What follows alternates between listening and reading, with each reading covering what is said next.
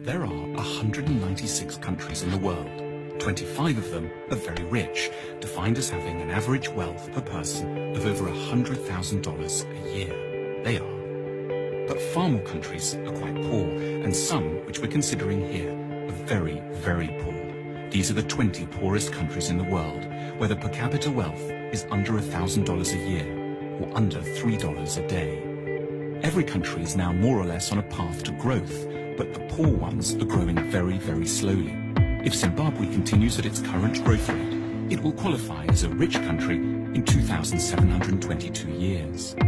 What we want to know in this film is why some countries prosper and others stagnate, so that we can understand what rich countries are doing right and get a better grip on the challenges and hurdles facing poor countries. There are basically three factors that determine whether a country will be rich or poor. The first is institutions. Institutions are beyond important. Broadly speaking, rich countries have good institutions and poor ones have very, very bad ones. The correlation between poverty and corruption is direct. The richest countries in the world are quite simply invariably also the least corrupt ones. And the most corrupt countries are also the poorest. When countries are corrupt, they can't collect enough taxes to get the good institutions they would need to escape the poverty trap. Half of the wealth of the world's poorest 20 countries goes into offshore accounts. Lost revenues in these countries totals between 10 and $20 billion a year. Meanwhile, without an adequate tax base, poor countries can't invest in police, education, health and transport. Now, a more generous way to look at corruption is that it's really a case of clan-based thinking. Say you're hiring someone. In the rich countries, you're meant to do so simply on merit, interviewing lots of candidates, then picking the best one, irrespective of any personal connection. But in poor countries, under the sway of clan-based thinking, that approach would itself be seen as corrupt. It's your duty to disregard the so-called best candidate from an anonymous bunch in order to pick someone from your own team, your uncle, your brother, your second cousin, the guys from the same tribe. As a result, poor countries don't allow themselves access to the intelligence and talent of the whole population. There's a second thing that keeps countries poor: culture. What goes on in people's minds, their outlooks and beliefs. A striking statistic pops up here in relation to religion. If there's one generalization you can make about religion and wealth, it's that the less people believe, the richer they stand a chance of being. 19 of the richest countries in the world have 70% or more of their populations saying that religion is not at all important to them. The exception here is, unsurprisingly, the United States, which manages to combine great religiosity with huge wealth. More on that in a second. And conversely, the poorest nations in the world are also extremely believing ones. Here's how many people think religion and the supernatural is deeply important in the following countries. In the world's poorest country, simply everyone is a believer. Why is belief quite so bad for wealth creation? Because in general, religiosity is connected up with the idea that the here and now can't be improved, so you should focus on the spiritual and look forward to a next world instead. It makes quite a bit of sense when you live here.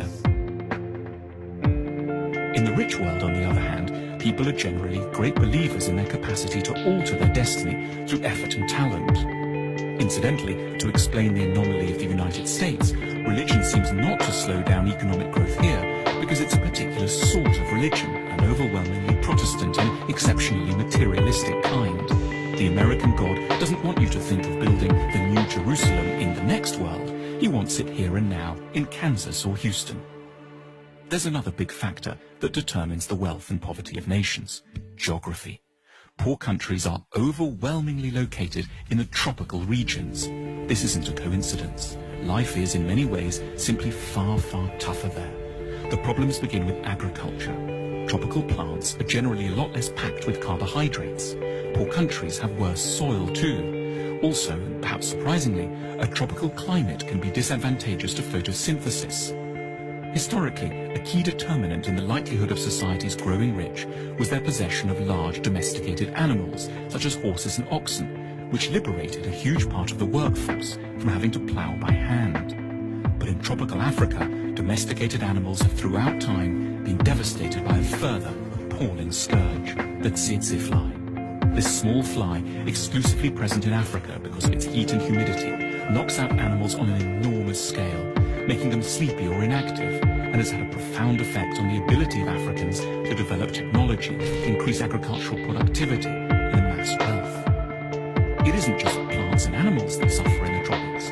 In the middle latitudes, humans are open to a terrifying array of diseases, including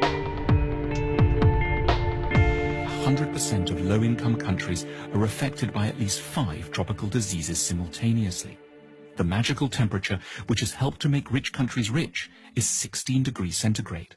However superficially unpleasant, that drop below 16 degrees as autumn starts to bite is quite literally a foundation stone of civilization. Geography also encompasses transport, and poor countries are on the whole very badly connected. Landlocked Bolivia and semi-landlocked Paraguay are the poorest nations in South America. Africa has only one major navigable river, the Nile, and hosts 15 landlocked nations, 11 of which have average incomes of $600 a year or less. Not coincidentally, the poorest country in Asia, Afghanistan, is also landlocked. Then there's the matter of natural resources. Natural resources like oil or precious metals can be real trouble, and paradoxically, poor countries tend to have them in spades. These natural resources are what economists call intensifiers. They will help to make a country with good institutions richer, but one with bad institutions get even poorer, precipitating what's called the resources trap. So the Democratic Republic of the Congo is one of the world's most mineral-rich countries, holding most of the world's coltan, which every mobile phone has a bit of inside. But natural resource wealth helps elites to grab money without requiring the cooperation of the whole society. If the only way to grow wealthy is to assemble high-tech aero engines, for example, you're going to need your whole society to buy into the project.